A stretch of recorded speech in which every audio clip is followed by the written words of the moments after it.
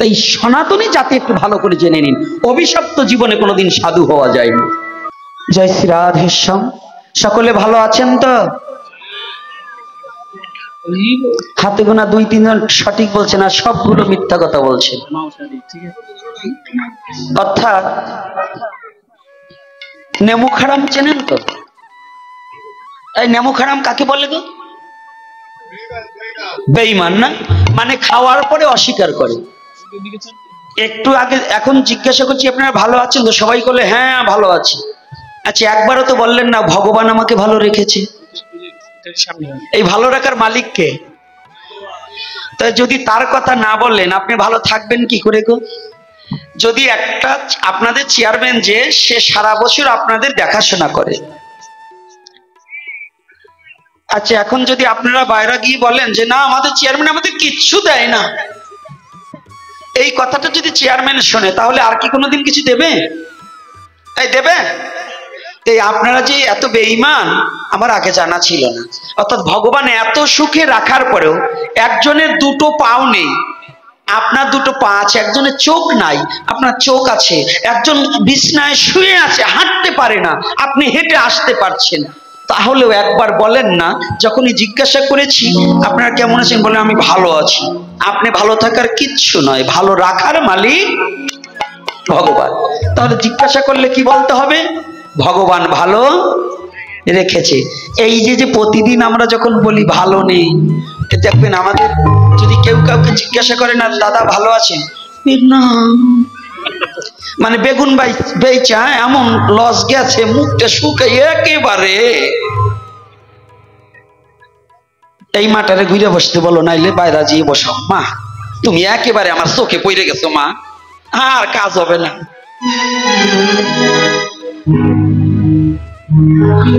মা একবারে তুমি আমার আপন মা, ঠিক হয়ে বসো। কারণ চোখের সামনে যদি ঘুমাও তুলসীর পাতাতে সেকায় তা কইরা একেবারে 2টা চোখে দেবো বলো হরি হরি বল।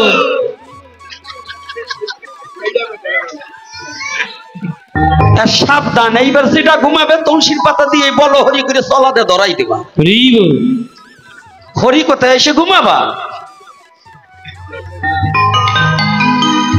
যাই হোক, যাক ওদিকে একটা কথা জানবেন, হরিকথা শ্রবণে কি জানেন? আমাদের শাস্ত্রকার বললেন এমন মধুর কৃষ্ণ নামে না বয়ে নয়নের ধারা, না হয় প্রেমেরই অঙ্কুর, জানিয়ে রাখিবে তব দেহে পাপ আশ্রয়ে প্রচুর। যদি মধুমাখা কৃষ্ণ নামে যাদের ঘুম আসবে, জানতে হবে আমার দেহে অত্যধিক পাপের সঞ্চার হয়েছে। তাই আমি ভগবানের কথায় আনন্দ হয় না, আর সেটা যাতে শ্রবণ না করতে পারি, কলি এসে আমাকে নিদ্রায় শুয়ে দেয়। তাই জন্য চোখ মেলে থাকতে হবে, জোর করে হলেও কলিকে আসবার দেব না। আজকে প্রথম বলেছিলাম মহাপ্রভুর একটা কথা দিয়ে আর ভাগবতে যাব। সাউন্ডটা আজকে যে আমার কানে যা লাগতে চায়, এবার বছরের 2 জায়গা পাইলাম সেরা সাউন্ড, নাম বলবো না থাক। কণ্ঠ একেবারে চেপে ধরে, আমি কথা বলি মানে আমার নিজের ভিতর থেকে ফেটে আসতেছে। বিষয় কি উপরে টান দিলে কেমন যেন মনে হয় যে একবার চেপে ধরে, আমার বাঁচতে পারি না বাবা। চিকন চিকন। জয় শ্রী রাধে, জয় নিতাই। টান দিলে একেবারে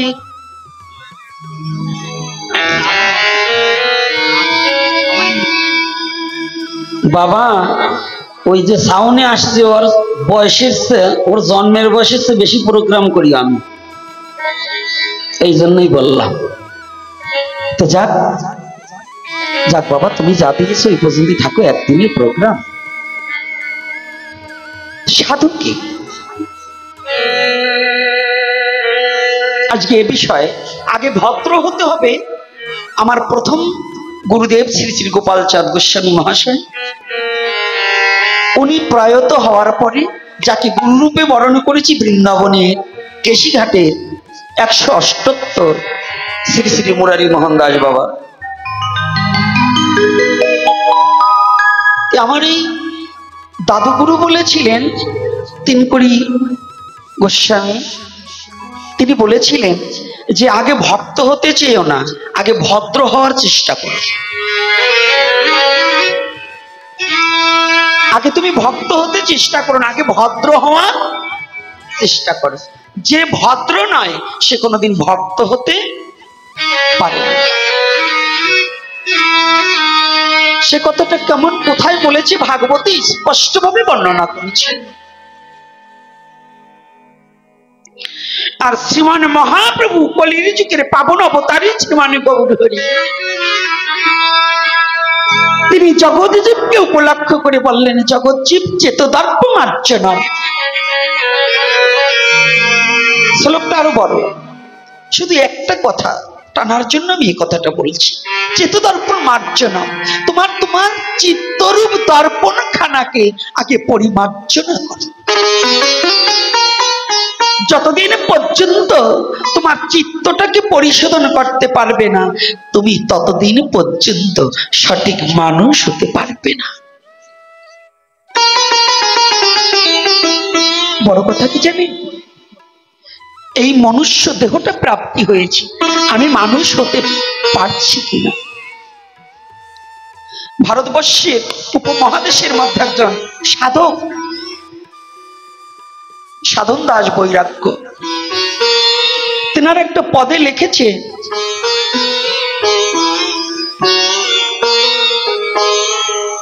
মানুষ হতে পারলাম কই। একটা মানুষ হওয়ার ছিল আশা, সে আশা মোর মিটল কই, মানুষ হতে পারলাম কই।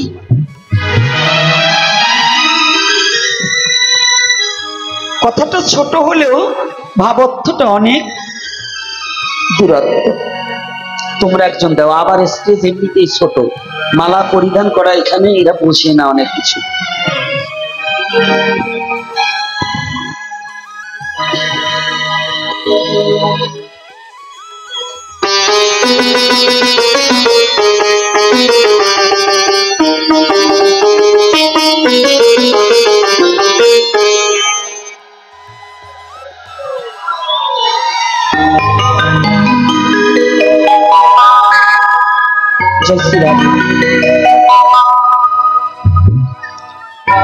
ও সম্বন্ধে পরে বলা হবে, আগে একটু যতটুকু সময় থাকে দেখি।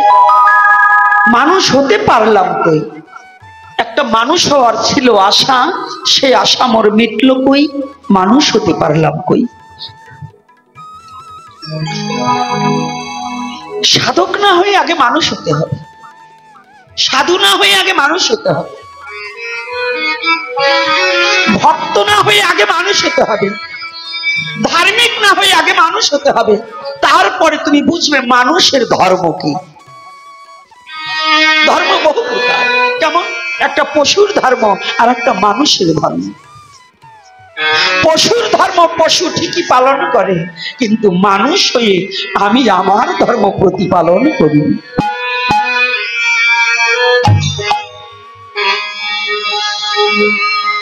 পশু কিন্তু তার ঠিকই তার ধর্ম প্রতিপালন করে, কিন্তু আমি মনুষ্য কুলে জন্মগ্রহণ করেছি, আমি কি আমার মানুষের ধর্মটা কতটুকু প্রতিপালন করেছি এটা কি বুঝতে পেরেছি? আজকে শীতের দিনে নয়, এটা শীতের দিন, আপনাদের কাছে একটু অনুরোধ, একটা কথা জিজ্ঞাসা, প্রতিজনের বাড়িতেই তো কুকুর আছে, আছে না বাবা? প্রায় জনের বাড়ি কুকুর আছে না? আচ্ছা, আপনি তো ভালো বিছানায় ভালো লেপের তলে শুয়েছেন, কোনো কুকুরের জন্য কি কোনো ল্যাপ বিছানা করে দিয়েছেন? ভালো খাবার দিয়েছেন? আচ্ছা, আপনাদের প্রতি আমার একটা অনুরোধ কিংবা একটা জিজ্ঞাসা, যত ঝড় বৃষ্টি, যত বড় শীত হোক না কেন, যত বড় রাতের অন্ধকার হোক না কেন, আপনি যে কুকুরটাকে বাড়িতে পুষেছিলেন 6 মাস 2 মাস, কিংবা একদিন পুষেছিলেন ওই কুকুরটা আপনাকে দেখলে পরে রাতের অন্ধকারে যত রাত হোক না কেন, গভীর অমানিসা হোক না কেন, আপনি বাড়ির পাশে এসে যদি কোনো বিপদে পড়েন জোরে একটা চিৎকার করবেন। যাদের সবচেয়ে যাকে বেশি ভালোবেসেছিলেন, যে মার চেয়েও যাকে ভালোবেসে বেসেছিলেন, যে প্রিয়তমা স্ত্রী আপনার, মা বাবা ভাই বন্ধু পুত্র পরিজন যারাই বাড়িতে আছে, আপনি কি একটিবার বলতে পারেন এই চিৎকার শুনে সবার আগে আপনার কাছে কে গিয়ে দাঁড়াবে?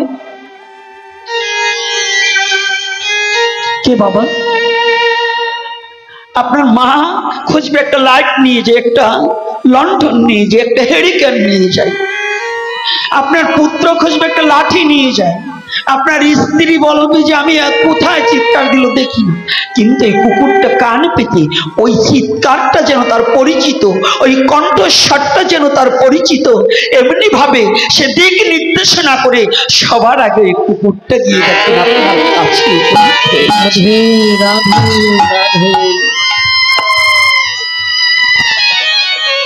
কেন জানি ও পশুকুলে জন্মগ্রহণ করেছে, ও কুকুর হয়ে জন্মগ্রহণ করেছে, কিন্তু একদিন হলেও আপনার ভাত খেয়েছিল, আপনার হাতের খাবার খেয়েছিল। এজন্য পশুকুলে জন্ম হলেও ওর প্রভুর সাথে বেঈমানি করতে জানে না।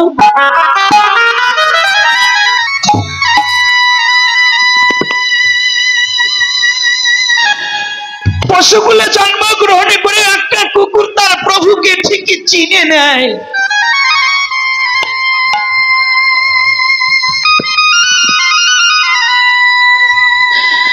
আর আমাকে গোবিন্দ পৃথিবীর শ্রেষ্ঠ জীব হিসেবে মনুষ্যকুলে জন্মগ্রহণ করে পাঠিয়েছে।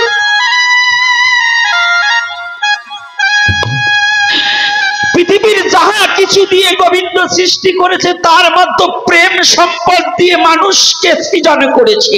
গোবিন্দের যে প্রেম সম্পদ ছিল সেই প্রেম দ্বারা মানুষকে তৈরি করেছে। এই প্রেমের সম্পদই হচ্ছে মানব। কোন এক ভাবুক, একজন ইসলামিক ভাবুক বাউল সঙ্গীতের দ্বারা বুঝাতে চেয়েছে, মানুষও বানাইলেন আল্লাহ প্রেমের কারণে, প্রেমের ঘর বাঁধো গিয়ে মুর্শিদের সাথে। আর আমার সনাতন ধর্মে বললেন,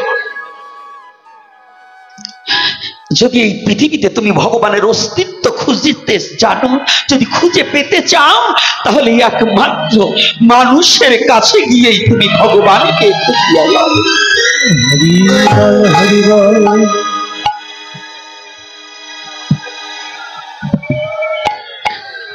ভগবানের যত সম্পদ আছে তার মধ্যে মনুষ্যকে প্রেম সম্পদ দিয়ে গঠন করেছে।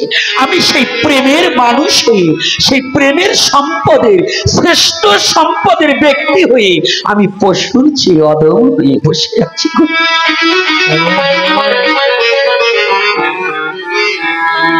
কেন রাতের অন্ধকারে কুকুর তার মালিককে চিনে নিল? আমি তো মনুষ্যকুলে জন্মগ্রহণ করি, আমি তো জীবনে কোনদিন আমার গোবিন্দকে চিনে নিতে পারলেম না।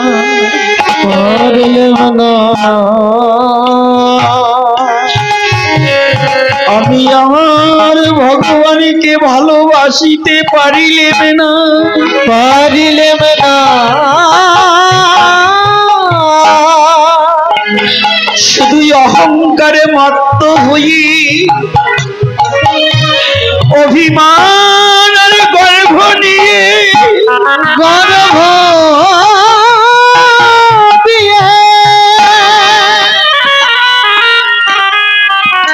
আমার গোবিন্দকে তোকে ভুলে বসে আছি।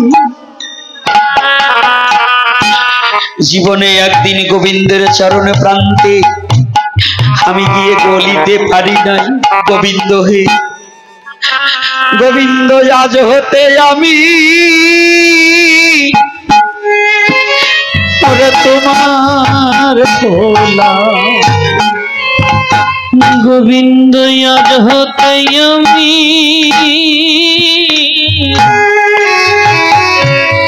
গোবিন্দ তোমার হলাম। গোবিন্দ আজ হতে আমি তোমার হলাম। আমি তোমার হলাম। ওরে আমার মন প্রাণ বলো হরিবা ওরে তোমায় দিল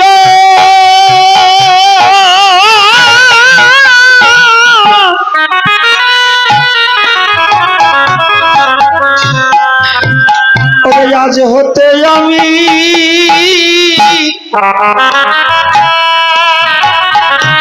আমি তোমার বলে আমার মন প্রাণ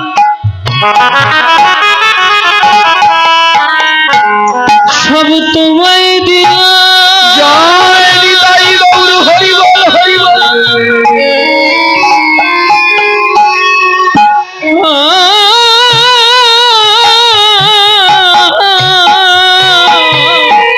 আমি আজ হতে গোবিন্দ, তুমি আজ হতে গোবিন্দ আমি তোমার হলাম।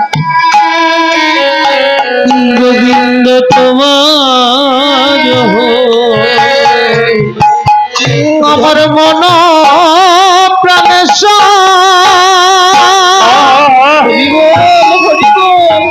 আমার মন প্রাণেশ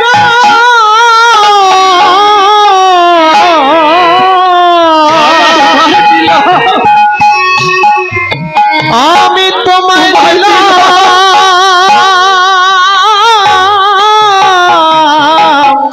আমি আজ হতে গোবিন্দ, আমি আজ হতে গোবিন্দ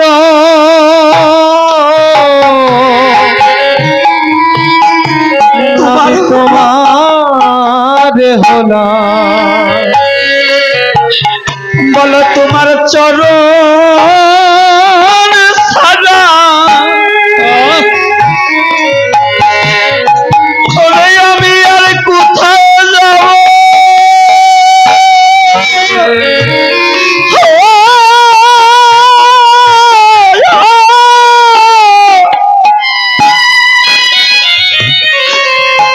ওরে আমি আজ হতে গোবিন্দ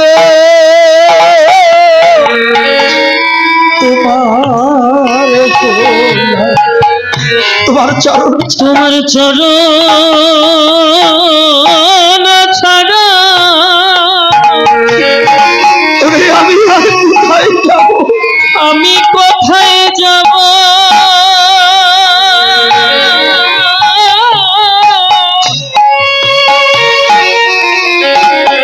আজ হতে গোবিন্দ আমি আজ হতে গোবিন্দ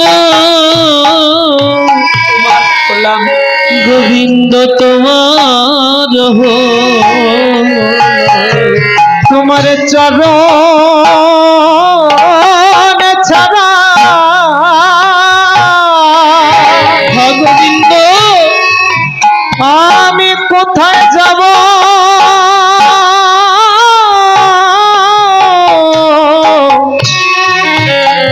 আজ হতে গোবিন্দ, আমি আজ হতে গোবিন্দ তুমি তোমার হলাম। ওরে তোমার চরণ ছাড়াই আমার আর কি ভয় আছে।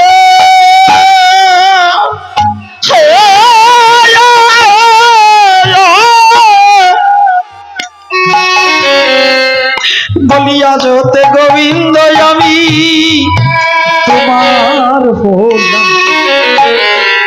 তোমার চরণ ছাড়া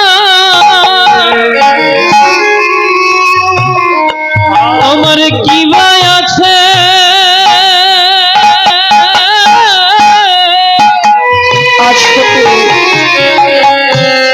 তুমি আজ হতে গোবিন্দ তোমার আমার চরণ ছাড়াই আর তোমার চরণ ছাড়া আমার কি ভয় আছে, আর কি ভয় আছে,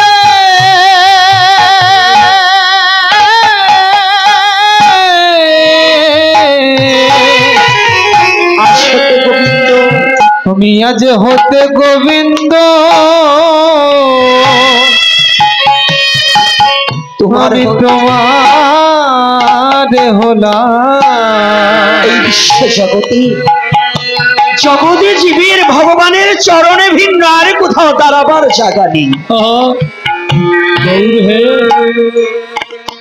আর আমরা সেই ভগবানকে ভুলে বসে আছি, অহংকারে মত্ত হয়ে, অহংকারে হয়ে মত্ত। মনে করছো মন রাজত্ব, মনে ভাবছি আমার বুদ্ধি পাকা, তাই কুকাজ করে ঢাকা দিলি, লোক সমাজে সাধু হলি, চিত্রগুপ্তের খাতায় আছে লেখা। হরি বল, হরি বল।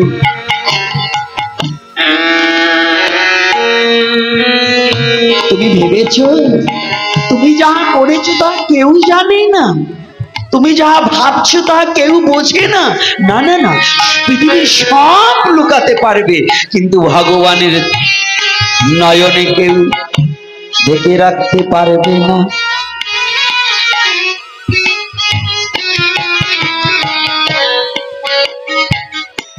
কিরে বাবা, আপনারা আল্লাহর চোখ কেউ ফাঁকি দিতে পারেন? তাইলে আল্লাহ দেখে, তাইলে আল্লাহর চোখ আছে, আছে কি না? তাহলে পৃথিবীর সবার চোখ ফাঁকি দিতে পারবে, ভগবানের চোখ কখনো ফাঁকি দেওয়া মানব কি একদিনও জীবনে ভেবেছি? হে জগৎজি, তুমি কোথায় যাবে? তোমার আত্ম অহংকারটাকে একটু পরিত্যাগ করে শুধু একবার গোবিন্দ চরণে শরণাপন্ন হও। সনাতন ধর্ম এমন একটা ধর্ম, স্মরণেই ভজন। সনাতন ধর্মে তোমার অত কিছু করতে হবে না, রাধা গোবিন্দ লীলা যা যা করেছি এটা তোমার করতে হবে না, তুমি শুধু ওই লীলাটাকে বাড়ি বসে স্মরণ করো, তাতেই তোমার আত্মার মুক্তি ঘটে যাবে।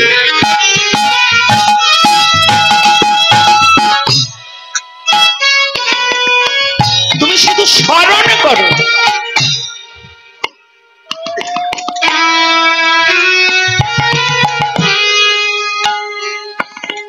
মহারাজ পরীক্ষিত সুখদেব গোস্বামীকে পেয়ে পুলকিত চিত্তে, দুঃখ নেই, কোন শোক যন্ত্রণায়, মৃত্যু অবধারিত, যে মৃত্যুর কথা জেনেও চুপটি করে বসে আছে। আচ্ছা, আমাদের মতো যদি কোনো ব্যক্তি শুনি যে কালকে আমার মৃত্যু হবে, আমাদের কেমন দুঃখ হয় না? মহারাজ পরীক্ষিত বললেন, না আমার কোনো দুঃখ নেই, আমি মৃত্যুর জন্য দুঃখ নেই, আমার দুঃখ একটা, আমি জানি আমি মরে যাব, তাহলে এইবার আমার কর্তব্য কর্মটা কি?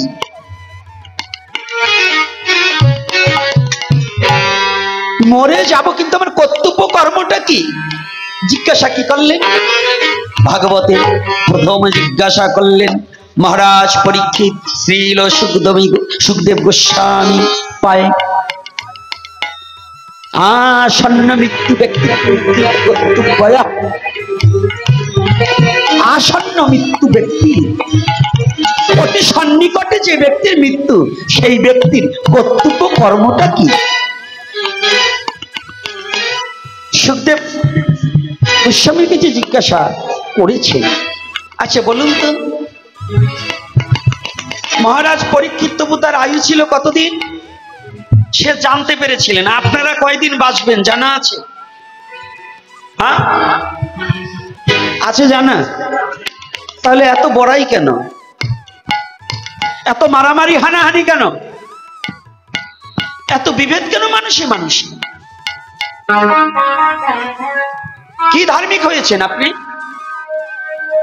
কি ঈশ্বর ভজন শিখেছেন? মানুষে মানুষে এত ভেদাভেদ, মানুষে মানুষে এত হানাহানি, মানুষে মানুষে এত কাটাকাটি।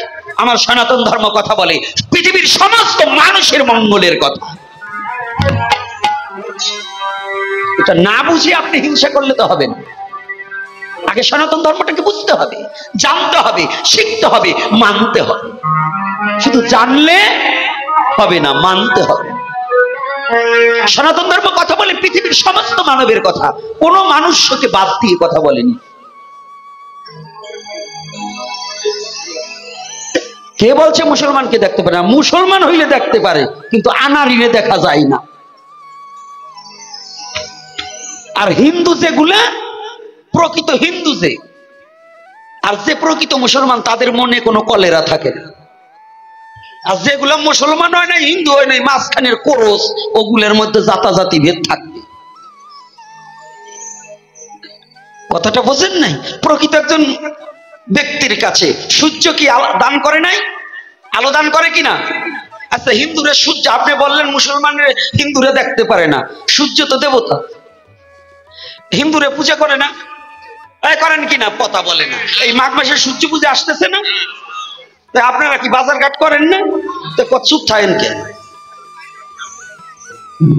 পূজা তো করেন না, খালি ফাইজলেমি করেন, তাই কথা বলবেন কেন? দেখেন ওই যে ভগবান রাধারানীর গায়ে এখন গামছা দিয়ে তুইছে, এখানে পুরোহিতেই দেশে নাই, কমিটির লোকে দেশে। যদি কেউ দিয়ে থাকে কমিটির লোকে দিলেও তারে বলবো, আর যে পুরোহিত যে সে দিলেও বলবো, ওই গামছা তারে গায়ে দেওয়াই আজকে এই মাঘ মাসে 7 দিন পর্যন্ত ঘুরাইতে হবে। বৌর মেকআপের টাকা জোটে আর রাধারানীর চাদর জোটে না শীতের সময়, গামছা গায়ে দেওয়াই থা। ওরে ধর্ম রে!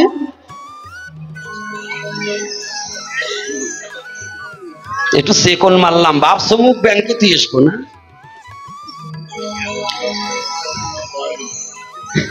রাগ করেন না, শীতের দিনে কি সেবার নিয়ম আছে।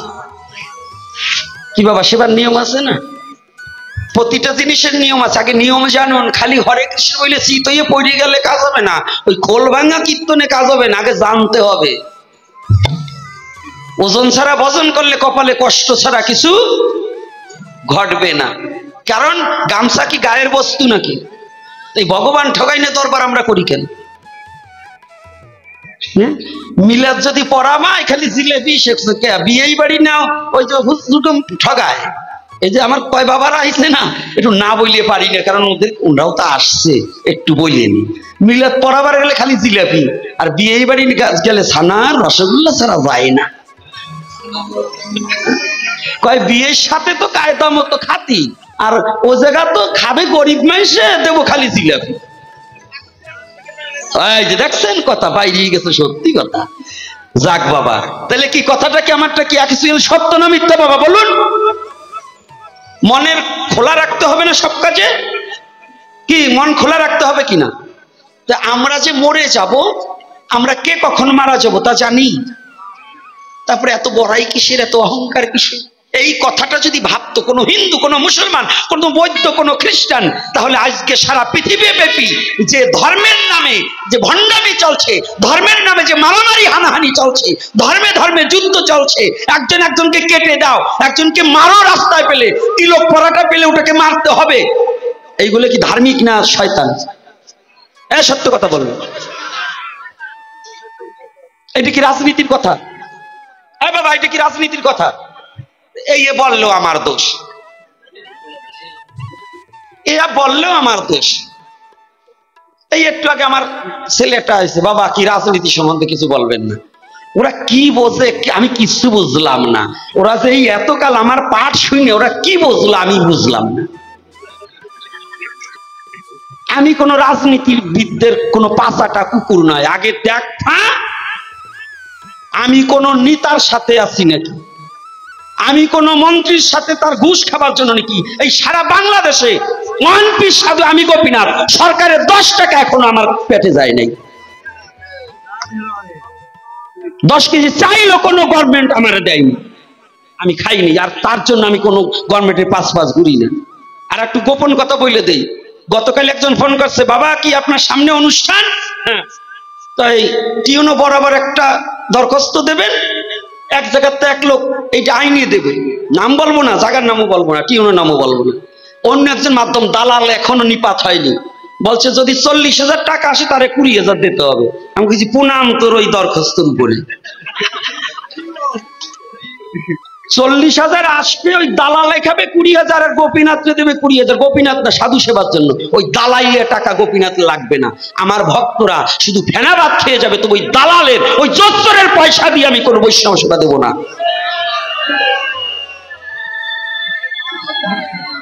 আমি সেই ব্যক্তি, এর জন্য আমি কোন নেতা মন্ত্রী পাও চাটবো না। হ্যাঁ, মন্ত্রীকে আমি শ্রদ্ধা করি, রাজাকে শ্রদ্ধা করব, আমার এই বাংলাদেশকে রাষ্ট্রকে শ্রদ্ধা করব, আইনকে শ্রদ্ধা করব, যদি আইন সঠিক বিচার করতে যান। আমি একজন মুসলমানকে আমি পিতৃ শ্রদ্ধায় ভালোবাসতে পারি যদি তার পিতার মতো আদর্শ তার মধ্যে থাকে। মুসলমানকে কেন ঘৃণা করব? সে আমার একজন মানুষ নয়, মনুষ্য জাতি নয়, তাকে আমি ভালোবাসতে পারি। এখন কথা হচ্ছে একটা, যদি তুমি আমার মাকে অকথ্য ভাষায় বকাবকি দাও, তোমার মারে আমি বেশি ভালো বলবো না। এজন্য আমি কোন রাজনীতি নেতার পাচাটা কুকুর নয়। আমার স্বধর্ম, ঈশ্বর সৃষ্টিকর্তা যিনি আমাকে যে ধর্মে পাঠাইয়েছেন, তিনি আমার কাছে আমার বলবাদ, সেই ধর্মই আমার কাছে শ্রেষ্ঠ। আমার কাছে সেই ধর্মই আমার শ্রেষ্ঠ। অন্য ধর্মকে শ্রদ্ধা করি, মন থেকে শ্রদ্ধা করি, কিন্তু আমার ধর্ম আমি প্রতিপালন করি, আমি হৃদয় দিয়ে আমার ধর্মকে ভালোবাসি। আর যে ধর্মে জন্মগ্রহণ করছে, তার ধর্মকে যদি সে ভালো না বাসতে পারে, জানিয়ে রাখবে তার পিতৃ পরিচয়ে ত্রুটি আছে, জন্মের সময় ভেজাল আছে, ওটা ওর অরিজিনাল বাবার সন্তান না। অর্থাৎ সৃষ্টিকর্তার সাথে বাটপারি করছে। সৃষ্টিকর্তা মানে এই পৃথিবীর মধ্যে সবচেয়ে জ্ঞানীকে, এই পৃথিবী না, আরশ কুরসি লৌহ কলম যা আছে পৃথিবীতে, স্বর্গমত্ত পাতাল, এর মধ্যে সবচেয়ে জ্ঞানীকে? বাবা, ঈশ্বরের উপরে আছে, আপনার আল্লাহর উপরে আছে, সৃষ্টিকর্তার উপরে কোনো জ্ঞানী আছে? আছে? তাইলে সে আমাকে যে ধর্মে পাঠাইয়েছে, এই ধর্ম আমার জন্য কি শ্রেষ্ঠ? সে তো আমার একজন আলেমের ঘরেও পাঠাতে পারতো না? সে তার ক্ষমতা নাই? যদি কোনো হিন্দু মুসলমান বৌদ্ধ খ্রিস্টান বলে যে তার এই ক্ষমতা নাই, আমি বললাম যে তুই চোরের বেটা, অর্থাৎ ঈশ্বরের ক্ষমতা নাই, এই কথাই তো অস্বীকার করা একটা পাপিষ্ট। তাহলে আমাকে সে একজন মৌলানার ঘরেও দিতে পারতো, দেয়নি। যখন দিয়েছে আমাকে সনাতনী যে ঘরে আমাকে পাঠিয়েছে, এটা সে ভালো বুঝি আমাকে পাঠিয়েছে। যখন আমি এই ঘরটাকে পরিত্যাগ করব, তখন সৃষ্টিকর্তার সাথে বেইমানি করা হলো না? হয় কিনা?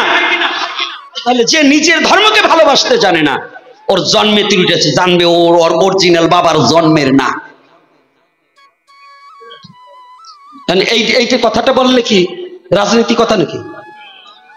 বাবা, এটা কি রাজনীতির কথা? বাবা বলুন আপনারা। এই জন্য ওরা কি যে ভয় পায়, আমি কিচ্ছু বুঝি না।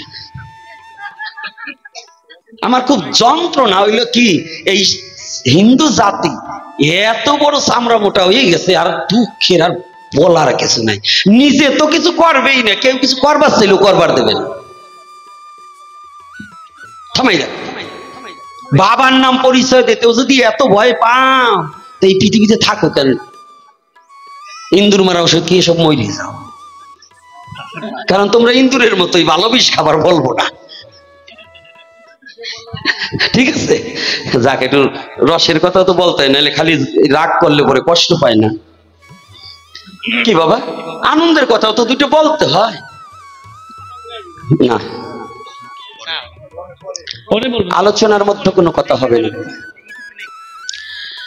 যখন আমাদের কথা চলে, তখন রেলগাড়ির ব্রেক মারলে পরে বাবা অনেক সমস্যা, এজন্য কষ্ট পাবেন না।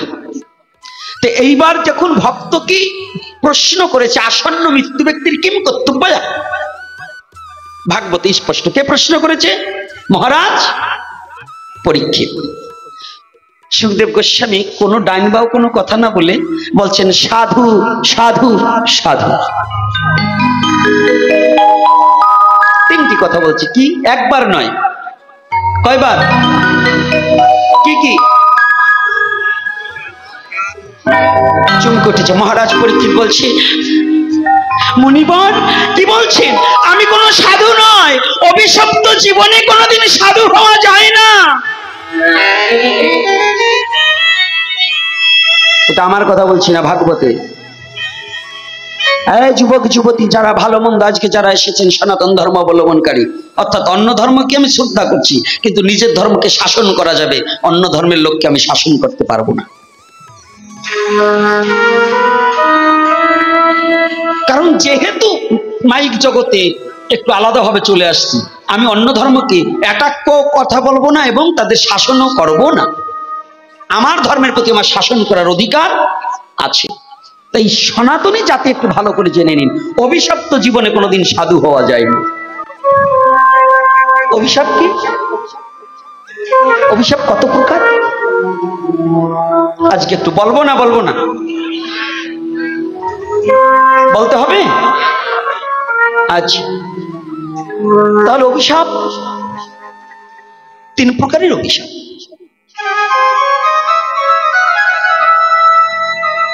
এই ছবি এটা কোথায় আছে? দুঃখ কয় প্রকার? তিন প্রকার। কি কি? আধ্যাত্মিক, আদি ভৌতিক ও আদি দৈবিক। এখন কিন্তু সনাতন ধর্মের মধ্যে ছেলে মেয়েরাও গীতা পাঠ করা দিয়েছে, বুঝুক বা না বুঝুক, পরে তো, আগে তো তাও পড়তো না। ওই সনাতন ধর্মের ধর্মটা কেমন, লাল কাপড়ে বাইরে থোয়ার মতন। আগে ছিল কি, গীতা একখানা আছে বলে লাল কাপড়তে বাঁধে দিয়ে থই তো তক্তার উপরে, আর ওই তুলসীর পাতা ভিজিয়ে ভিজিয়ে চন্দন দিতে দিতে পৃষ্ঠা 35 খানি থাকতো না। কি এরকম ছিল না? আর বিশেষ করে নমসূতের ঘরে আবার কেউ রাগ করবেন না, একটু নিম্ন জাতি যাদের বলা হতো, হায়ার কাস্ট আর সিডিল কাস্ট যাদের বলা হতো, এই হায়ার কাস্টের গুলো আগে একটু লেখাপড়া ভালো জানতো। হায়ার কাস্টের ভিতরে আবার 2-3 প্রকার আছে। ইয়া বলবার গেলে আমার 6 মাসেও ফুরাবেন, সত্য কথা বলি। কারণ এই সনাতন ধর্মটাই হিংসার জন্য শেষ হয়েছে। কারণ প্রথমে তো হিংসা শুরু হয়েছে, আমরা ব্রাহ্মণ তো ব্রাহ্মণই, আবার এই ব্রাহ্মণদের মধ্যে আবার ভাগ আছে। এটা জানেন তো? এই ব্রাহ্মণের কথা বললে আবার যে এক পাশ দিয়ে বইছে কয়টা, এগুলো আবার গায়ে পড়বে। এই আমার কাছে তো আছে কয়টা, ওই জাত গোষ্ঠীর 14 গোষ্ঠীর উপরে পড়ে। আমি কথা বললেই ওগো ভয়, ওই যে আবার বলে আমরা কিন্তু চলে যাব। যাবা কিল খাইছে জনগণের কিল। তো কথাটা শুনবেন, ব্রাহ্মণ তো ব্রাহ্মণই, তো ব্রাহ্মণের আবার আরো জাত কি? ব্রাহ্মণের ভিতরে আবার কোয়ালিটি আছে। একটা হায়ার কাস্টের ব্রাহ্মণ আর একটা সিডিল কাস্টের ব্রাহ্মণ, একটা ওই নমসূত্রের ব্রাহ্মণ, একটা জাইলের ব্রাহ্মণ, একটা সাহার ব্রাহ্মণ, একটা কায়স্থর ব্রাহ্মণ। ওরে বাবা, কত ডিভিশন লাগাই নিছে হারামজাদার গ্রুপে।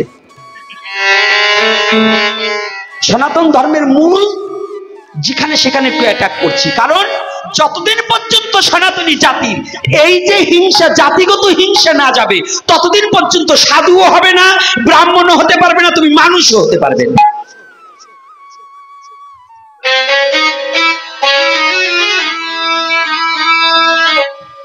ব্রাহ্মণ তো ব্রাহ্মণই, ব্রাহ্মণের মধ্যেই ভাগ সৃষ্টি করেছে। 4টে বর্ণের দ্বারা তো ভাগ করছে, 4টে বর্ণ ওভাবে নয়। ঈশ্বর বললেন গুণকর্ম বিভাগসু, চতুর্বর্ণাং মায়া সিস্টেম গুণকর্ম বিভাগসু। এটা বললেন ভগবান নিজে। 4টে বর্ণ সৃজন করেছি আমি গুণ আর কর্মের দ্বারা। ওনারা সেইটা আবার মানুষের উপর ঠেলে দিলেন। কারা? তৎকালীন সময় সমাজপতি যারা এবং ব্রাহ্মণ সমাজ পণ্ডিত ছিল যারা, যারা একটু লেখাপড়া কম জানতো, তারা ওই মূর্খদের দলে যাবি। এই জন্য ওই শূদ্রদের ব্রাহ্মণ আলাদা করে দিলে। যারা তার চেয়ে একটু পয়সা করিয়াছে বলেন, এই তুমি একটু তার চেয়ে একটু ভালো জানো, তুমি ওই অমকের ব্রাহ্মণ। এই যে হলো সেক্টর ভাগ করা। এজন্য আগে কি ছিল, নমসূত্রের ব্রাহ্মণের মেয়ে হায়ার কাস্টের ব্রাহ্মণেরা বিবাহ করতো না। এখনো কত কত শয়তানের দলে এইটা করে না, এখনো। নমসূত তো দূরের কথা। আবার কিন্তু দেখবেন নমসূতের বাড়ি চা জল খাবে না, এই যে মোল্লা বাবা যদি চার দোকান দেয় ওইখানে বসে জম্বের খাওয়া সিঙ্গারা পুরি খাবে, কিন্তু নম বাড়ি যেই খাবে না। কি বাবা, নমতে দোষ করছে কি? এরকম করে কি না? কথা বলে এখানে করে না, আপনাদের দেশে এগুলো করে না? না, এখানে ভালো করে। তাইলে এখন বলছেন আপনার বাড়ি এসে রান্না করে খাইতে হবে? ওরে ধর্ম রে, উনি ধর্মের সালা বাড়ি নিয়ে বাইতে দিয়েছে। সনাতন ধর্মের ধর্ম হচ্ছে কাপুরে বাঁধা ধর্মের মতন করে ফেলছে, ছিল এক সময়, কিন্তু সেটা সেই কাপড় খুলে ফেলছে কে? আমার শ্রীকৃষ্ণ চৈতন্য মহাপ্রভু। যে মহাপ্রভু বলছে আর কতকাল চাল কলা ছিটিয়ে খাবি, পরের ঠকাইয়ে নিবি, এইবার ঠক ছুটিয়ে দেব আমি নিজে ভগবান হয়ে, নরদেহ ধারণ হয়ে আমি নদিয়ার মুখে অবতীর্ণ হব।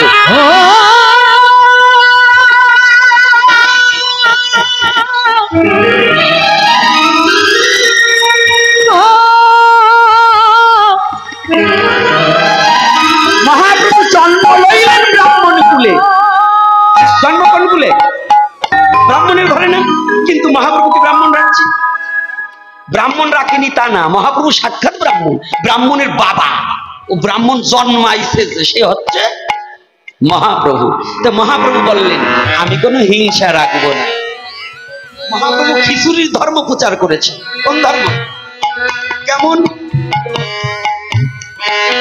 আমি যাব সাধুকে ওখানে যাব, কিন্তু একটা কথা কান দিলে আর একটা কথা তো এসে যায়, না বলে পারছি না।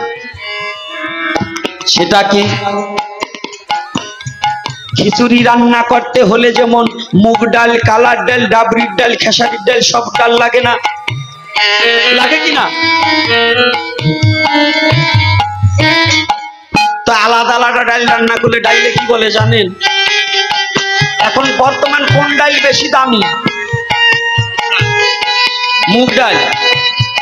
মুগ ডাল আলাদা রান্না করলে ভাবে কি, বলে যে আমি মুগ ডাল, আমি খাই না কোনো ডাল, আমি সবার চেয়ে দামি, সবাই মানে কদর করে নেয়। কালার ডাল কয়ে দেখো কর্তা তোমার চেয়ে আমি কম না, সরাত করে দিলে সরাত করে চলে যাই। ডাবলির ডাল দাম দিয়ে বলছে তাই, এই তাজা মোটা তো করছে কোনো অংশে আমি কম নয়। কি ডাবলির ডাল তাজা মোটা না বাবা? রসিকতার ফলে বুঝবেন এর মূলে কি। খেসারির ডাল কয় দেখো বেসন করতে হলে আমার এই দরকার হয়। মটর ডাল ডাক দিয়ে তখন বলে তিতে ডাল রান্না হলে আমারই কিন্তু লোকে ডাকি নেয়। গরমের দিনে তিতে ডাল যা স্বাদ হয় অন্য কোনো ডাল কিন্তু তখন টানে না, তোমাকে কোনো মান নাই। এইবার মহাপ্রভু বললেন শোনো তোমার একজনের গরম হইয়া আমি শুনবো না। তাই কি মোটা চাই লাইনে ওই সব কয় পদের ডাল একসাথে দিয়ে খিচুড়ি রান্না করছে, সব বড়াই গেছে না? কি বড়াই আছে ডাইলে? ওই খেসারির ডাইলেরও যে দাম, ডাবরির ডাইলেরও সেই দাম, কালার ডাইলেরও সেই দাম, মুগের ডাইলেরও সেই দাম। এক না দুই? খিচুড়িতে কি এক না দুই? এক হয়ে গেছে না? আমার মহাপ্রভু বললেন কি, যেই ভজে সেই ভক্ত আর সব ছাড়, কৃষ্ণ ভজন নাই জাতি কুলাদি বিচার। জাতি কুলাদি বিচার, জাতি কুলাদি বিচার, কুলাদি বিচার, জাতি কুলাদি বিচার। যারা ভজবে তারাই ভক্ত। ব্রাহ্মণ ব্রাহ্মণ নহে যদি কৃষ্ণ তেজে, চণ্ডাল চণ্ডাল নহে যদি কৃষ্ণ ভজে। যদি কৃষ্ণ ভজে যদি কৃষ্ণ ভজে মন, যদি কৃষ্ণ ভজে। ব্রাহ্মণ চণ্ডাল হয় যদি কৃষ্ণ পরিত্যাগী ব্যক্তি হয়। আলেমের ঘরে জালেম হয় না বাবা? ব্রাহ্মণের ঘরে ব্রাহ্মণ হবে, শয়তান হয় না? ব্রাহ্মণ যদি নিশাখর হয়, ব্রাহ্মণ যদি মাতাল হয়, ব্রাহ্মণ যদি মাংস আহারী হয়, ব্রাহ্মণ যদি সুদখোর হয়, এগুলো কি অবৈধ নয়? এগুলো কি আলেমের ঘরে জালেম নয়? বৈষ্ণব বৈষ্ণব হয়ে যদি আমি সুদে টাকা লাগাই, আমি কি বৈষ্ণব না শয়তান? হ্যাঁ, কোনটা আমি? মানুষ আবার চাও খালি চোখ কান নাক থাকলেই মানুষ? ওরে মানুষ রে, হুশ আছে কতটুকু? কি কষ্ট হচ্ছে না? মিথ্যা বলছি? সত্য না মিথ্যা? তাহলে কি এই জন্য মহাপ্রভু বললেন, আমার দয়ার ঠাকুর, আমার প্রেমের ঠাকুর, আমার করুণার ঠাকুর বললেন, তোমরা কৃষ্ণ কৃষ্ণ কৃষ্ণ বলো সর্বভক্ত জন, জাতি দোষ তোমার মনের দোষ হইবে বর্জন। হইবে বর্জন, হইবে বর্জন, হইবে বর্জন, তোমার হইবে বর্জন। একবার কৃষ্ণ বলিলে পরে দেহ শুদ্ধ হয়, আর একবার কৃষ্ণ বললে কৃষ্ণ চরণ পায়। চরণ হয়, কৃষ্ণ চরণ হয়, মন সাধু হওয়া অভিশাপ কাটাইছি কতজন? অনেক এখানে আছেন মা বাবারে ভাত দেয় না। হ্যাঁ, সাধুরা অনেক সাধুরা আছে ভালো তিলক করে মা বাবারে খেতে দেয় না। ও কি সাধু? কথা বলো না কেন? না ছোট বাচ্চা বাবা, ঠিক ছোট বাচ্চা, ওরাও চালাক আছে যে আমরাও তো দেবো না খাবার, এই জন্য জোরে জোরে বাজাই না আসবানি। আস্তে না, বন্ধ না, বাজনা একটু বন্ধ তো, কথাটা একটু ভালো করে শোনা যাক। আবার যখন বাজনার দরকার তখন দেব।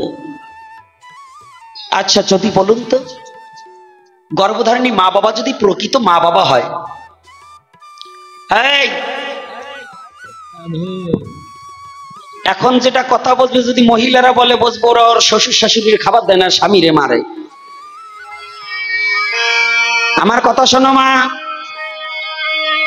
আর যদি পুরুষ ছেলে কথা বলবো, বলবো ওই দলেরই। যদি কোনো মানব জীবনে মা বাবাকে আশ্রয় করে দিয়ে এসেছে, আশ্রয় ছাড়া কি এসেছি? কি আশ্রয় ছাড়া আসছি বাবা? তাহলে মা বাবা আমাদের একটা আশ্রয় নয়? তাহলে মা বাবাকে ভালোবাসা এটা কি আমার কর্তব্য নয়? কর্তব্য কি না? আচ্ছা, যদি আমি আমার মা বাবাকে ভিন্ন করে দিলাম, ভিন্ন পৃথিবীতে আসছি আলাদা আলাদা, যাবো আলাদা আলাদা, ভিন্ন কোনো ব্যাপার না, কিন্তু মা বাবা থাকতে যে সন্তান নিজে ভালো মন্দ খাচ্ছে, কিন্তু অথচ মা বাবাকে একটা চিকিৎসার একটা ঔষধ কিনে দেওয়ার মতো যোগ্যতা যে সন্তানের হয় না, ওই মা বাবা কি মনে মনে সন্তানকে অভিশাপ দেয় না? দিওয়াও লাগে না, আপনি হয়ে যায় কিনা?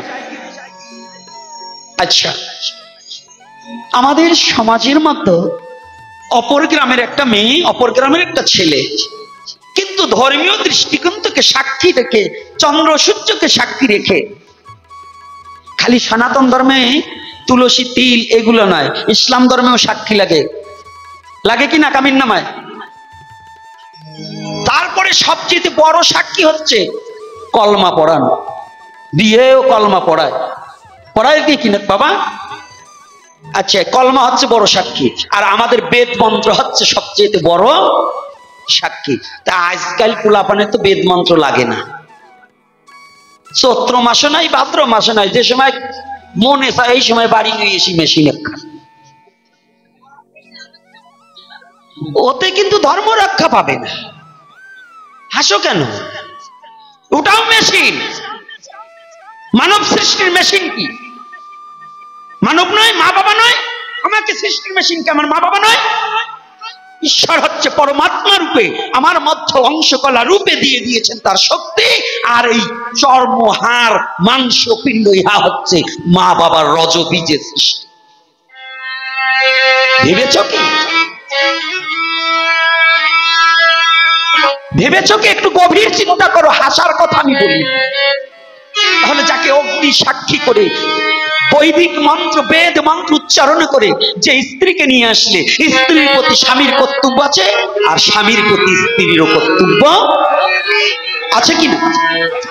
তাহলে এই কর্তব্য থেকে যারা বিরত থাকে, নিজের বিবাহিত স্ত্রী ভিন্ন যদি কোনো পুরুষ পর নারীতে আসক্তি থাকে, যদি কোনো নারী নিজের বিবাহিত স্বামী ব্যতিরেকে পর পুরুষে আসক্তি থাকে, জানিবে এই দুটোই হচ্ছে ব্যভিচার। এটা অভিশাপের কারণ। তাহারা যদিও সাধু সাজে, কোনোদিনও সাধু হতে পারবে। কষ্ট লাগছে না? আমার কথাটা কষ্ট হচ্ছে? এটা কি বৈধ না অবৈধ? এখন যদি আমি খালি হরি কথা বললাম, কিন্তু শুনলাম, কিন্তু চরিত্র ঠিক হলো না, এই হরি কথার বলার কোনো দাম আছে? তাহলে আগে কি? আর চরিত্র সংশোধন করা। যে ধর্মে যান, একলাস চরিত্র যদি ঠিক না থাকে, তার মসজিদে দোকান মাদ্রাসা যাও, কাজ হবে রে বাবা। পীর ধরুক 20 জন পীর ধরুক, কাজ হবে? তা আগে ঠিক কে হবে? আমার। আমি 100 গুরু করব, যদি নিজে ঠিক না হয় তাহলে হবে না। তাই এজন্য বলছি কি, আসন্ন মৃত্যু ব্যক্তি কিম করতে পারে। বললেন সাধু সাধু সাধু, বলছে অভিশপ্ত জীবনে তো সাধু হওয়া যায় না। এই অভিশাপ গুলো কি? আপনি মনুষ্যকুলে জন্মগ্রহণ করেছেন, আপনার মা বাবাকে খেতে না দিলে যদি আপনি কোনোদিন অভিশপ্ত প্রাপ্ত হন, এই অভিশাপ থেকে মুক্তি পেতে হলে কি করণীয়? ঈশ্বরের নাম। ঈশ্বর বললেন, আমার কাছে যদি কেউ অপরাধ করে আমি তাকে ক্ষমা করে দেব, কিন্তু আমার ভক্তের কাছে যদি কেউ অপরাধ করে সেই অপরাধের কোনো ক্ষমা হবে না। আমার ভক্তের কাছে তুমি যদি কোনো অপরাধ করো, তোমার নিজে ইচ্ছায় তার কাছে ক্ষমা চাইবে, যদি সে তোমাকে ক্ষমা করে দেয়, আমি ঈশ্বর তোমাকে ক্ষমা করে দেব। এজন্য পৃথিবীর মধ্যে বৈষ্ণব অপরাধ হচ্ছে সর্বশ্রেষ্ঠ অপরাধ। এই বৈষ্ণব অপরাধের নাহিকো এড়া। হরি স্থানে অপরাধে তরে হরি নাম, তোমার স্থানে অপরাধের নাহিকো এড়ান। এজন্য মনুষ্য জাতির মধ্যে যারা শুদ্ধ কৃষ্ণ ভক্ত, তার কাছে যদি কেউ অপরাধ করে সেই অপরাধের কোনো মুক্তি নেই। যত সময় পর্যন্ত ওই ভক্তের কাছে তুমি ক্ষমা না চাইবে, ততদিন পর্যন্ত মুক্তি হবে না না না। যখন পরীক্ষিত বললেন, আমার অভিশপ্ত জীবনে সাধু হতে পারবো না, সুখদেব গোস্বামী বললেন, মহারাজ, চিনি কখনো নিজে বলতে পারে না আমি কতটুকু মিষ্টি। চিনি বলতে পারে, মিশ্রি দানা বলতে পারে? তাহলে বলে কে? যে ওই চিনিটাকে আস্বাদন করেছে। যে ব্যক্তি সাধু হয় সে কোনোদিন বলে না আমি সাধু হয়েছি, সে বলে আমি কিচ্ছু হতে পারিনি, আমি ভক্তের দাস হওয়ার মতো যোগ্যতা হয়নি।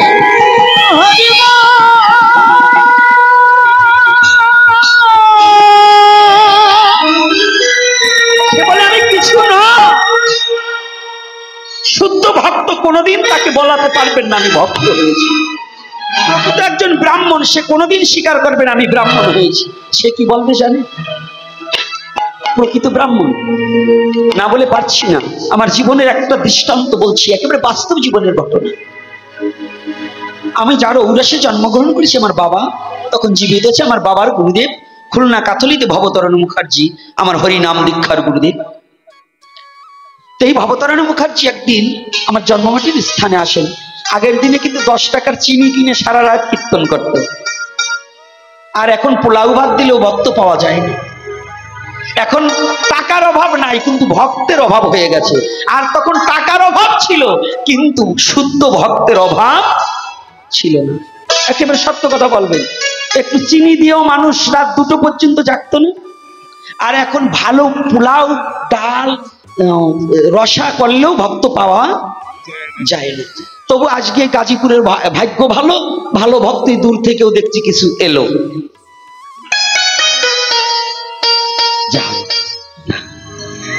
চিন্তা নেই। এইবার যখন বাবার গুরুদেব এসেছে, আসার পরে বাবা রাত্রে কীর্তন আরম্ভ হয়েছে। আমার বাবাও তো কীর্তন করত। তো ছোটবেলায় আমি এবার একতারা বাজিয়ে বাবাকে সহযোগিতা করতাম। তো যখন একতারা বাজাচ্ছি, ওই একটা গান এসেছে, তখন আমার জন্মস্থানটা তো ওরাকান্দির থেকে একটু কাছাকাছি হয়, তো ওই হরিসঙ্গীত একটা গান ধরেছে, গুরু চাঁদ পাঠাইও না জমের কাছারি, আমায় তোমার কৃপা ডোরে বন্দী করে রেখো তোমার প্রেম হুজুরি, গুরু চাঁদ পাঠাইও না জমের কাছারি। গানটা এক প্রকারে এমন ভাবে আনন্দদায়ক হয়েছে, ওই ভবতারণ মুখার্জি যিনি একজন ব্রাহ্মণ, একজন গুরুদেব, সে কখন যে ওনার আসন ছেড়ে গিয়ে ওই শিষ্যর পা দুখানা জড়িয়ে ধরে কাঁদছে। হরি বল, হরি বল, রাধে। আনন্দের বন্যা বয়ে যাচ্ছে। তখন এই ভাবটা আমার হৃদয়ে জাগেনি, তথাপিও যেন ওনাদের কান্না, ওই যে একটা কথা আছে, কান্না দেখে কেঁদে মরি, বনে কাঁদে করি হরি, ওই একটা অবস্থা, ওই ভাবটা, ওনাদের কান্না দেখে আমার চোখেও জল, একটা কান্নার স্রোত হয়ে গেলে। পরের দিন সকালে আমার এক ঠাকুর আবার জিজ্ঞাসা করছে, ও দাদু, আপনি ব্রাহ্মণের ছেলে, আজকেই ওদের আপনার শিষ্যদের পায়ে পড়ে গেলেন, কবে? কালকে কীর্তনে। বলছে, আপনি দেখছেন আমি আমার শিষ্য কিংবা ব্রাহ্মণের পায়ে পড়েছি, কিন্তু জানেন আমি কালকে আমি কোনো নমসূত্রের পায়ে পড়িনি, আমি কোনো আমার শিষ্যের পায়ে পড়িনি, আমি কাল সাক্ষাৎ তোমার গৌর হরির চরণে পড়ে গিয়েছিলাম। হরি বল, হরি বল।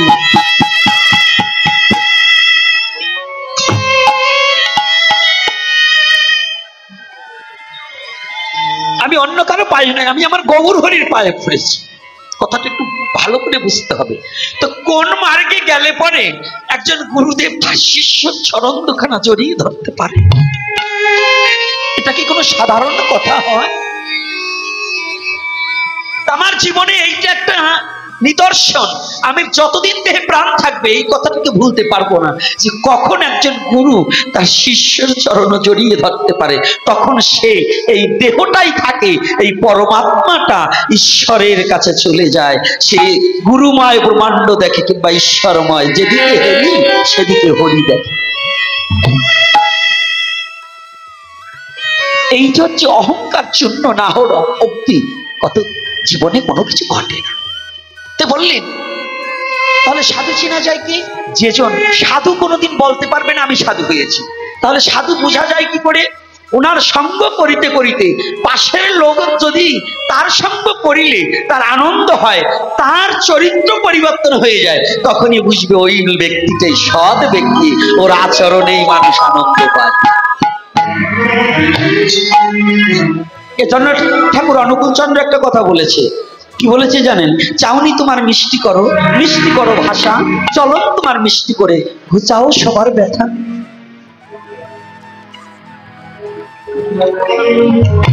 সুখদেব গোস্বামী বললেন, মহারাজ আপনি যে কখন সাধু হয়েছেন আপনি নিজেও জানেন না। বলছে কেন? বলছে আপনার পিতামহর চেয়েও ভালো উত্তম কথা আপনি বলিয়াছেন। মহারাজ পরীক্ষিতের পিতামহ কে গো? পিতামহ চিনেন? মানে ঠাকুর দাদা। পরীক্ষিতের ঠাকুর দাদার নাম কি? বাহ, এতগুলো ব্যক্তির মধ্যে একজন মুখ খুললেন, অর্জুন। অর্জুনের নাতি ছেলের নাম হচ্ছে পরীক্ষিত, তাই তো? আর নাতির ঘরের ছেলের নাম হচ্ছে জন্মেজয়।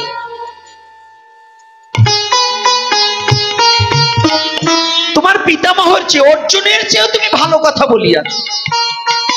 যে ভগবানের বন্ধু, ভগবানের সখা, তার চেয়ে ভালো কথা কি বললেন? অর্জুনের বন্ধু শ্রীমদ্ ভগবত গীতায় বললেন, নররূপে আমি অর্জুন। ভগবান কি কথা বলেনি? নররূপে আমি অর্জুন। সেই অর্জুনের চেয়েও ভালো কথা বললেন। কি ভালো কথা বলছেন? বলছেন, মহারাজ আপনার পিতামহ যার রথের সারথি ভগবান কৃষ্ণ দয়াময়, তার পক্ষে মঙ্গল মঙ্গলের কি বা রয় ভয়।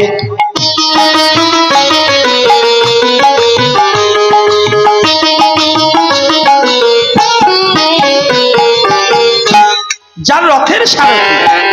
মহারাজ শুনেনি, আমার ভগবান কৃষ্ণ শুধু ওই অর্জুনের কাষ্ঠের রথের সারথি নয়,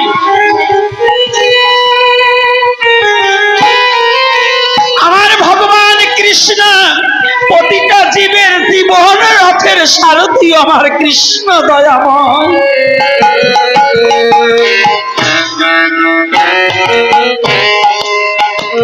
সেই অর্জুন বলছে আমার পক্ষে কোনটা মঙ্গল হবে?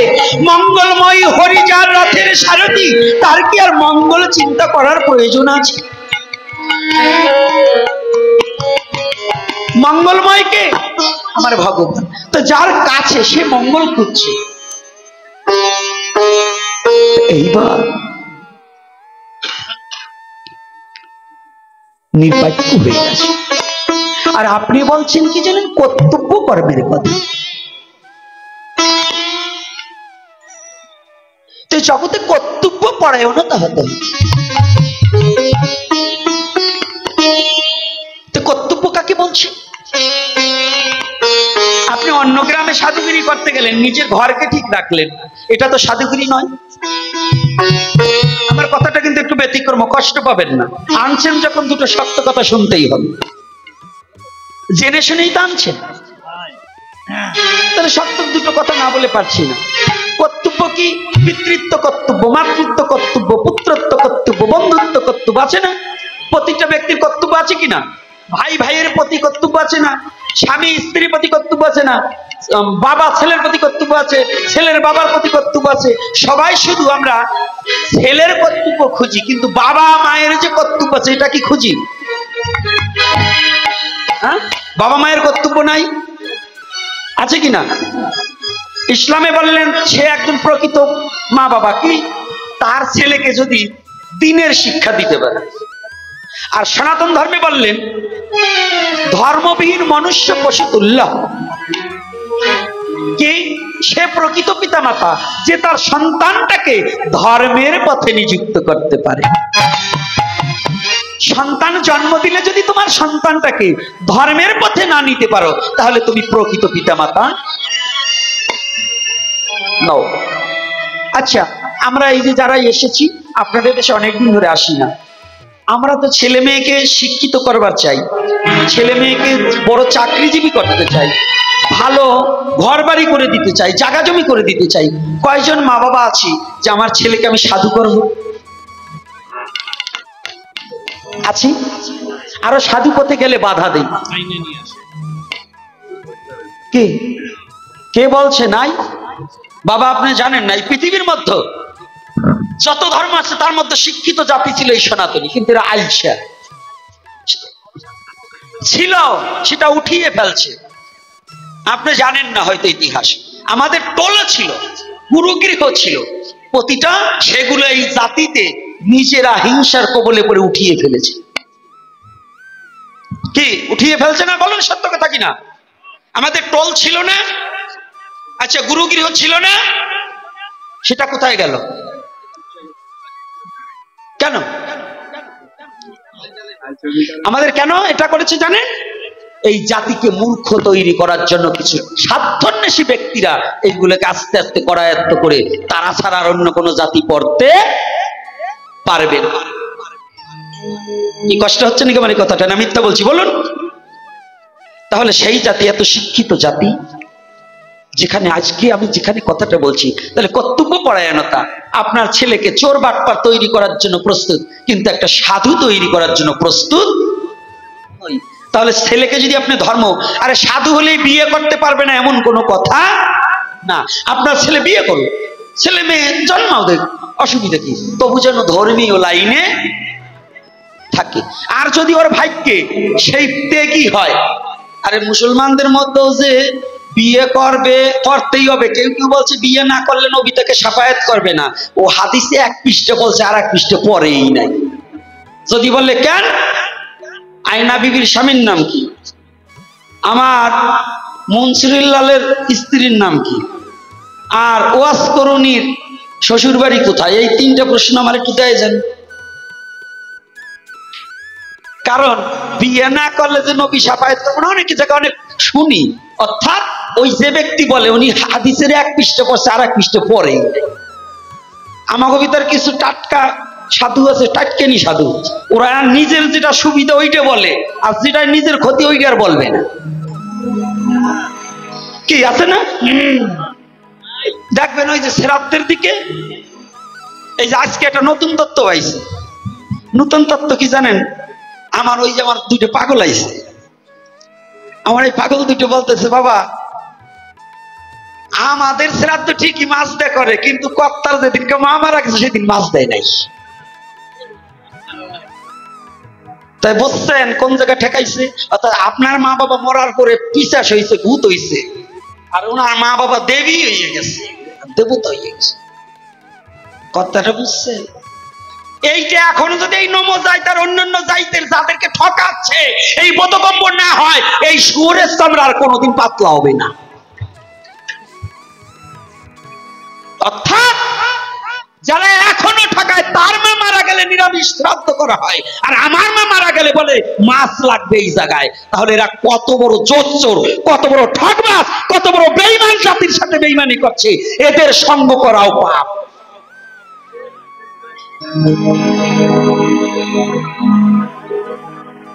যদি কেউ থাকে দাঁড়ান, আমি বলছি, যদি প্রমাণ না দিতে পারি তাহলে আমার জিহ্বা কেটে দেবেন, লিখিত দেবেন। একই ধর্ম, যদি একই ধর্মে দুই রকম বিধান হবে কেন? এই বাবা, ধর্মকাণ্ডটা আমাদের সনাতন, তাহলে তার মার শ্রাদ্ধে মৎস্য লাগবে না, আমার বাবার শ্রাদ্ধে মৎস্য লাগবে। এই ওনার জন্য আমার জন্য কি বেদ আলাদা নাকি? হয় কি আলাদা না? এক কথা বলেন না কে? এখন সাউন্ড দেবেন না, কারণ আমি জানি এখনো মন পরিষ্কার হয় নাই আপনাদের।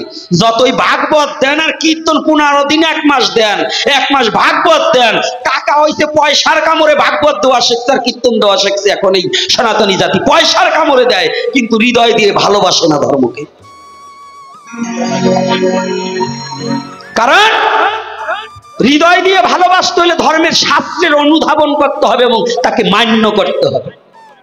খালি মুখে মুখে পয়সা হয়েছে, ওই গ্রামে কীর্তন দিচ্ছে আমিও দেবো, খালি দলাদলি এক গ্রামে 3 খান 4 খান কীর্তন শুরু করছে, একটারও কীর্তন হয় না, খালি হিংসা বাড়ে। শয়তানিটা শুরু করছে, কিন্তু শয়তান মুক্ত হয় না।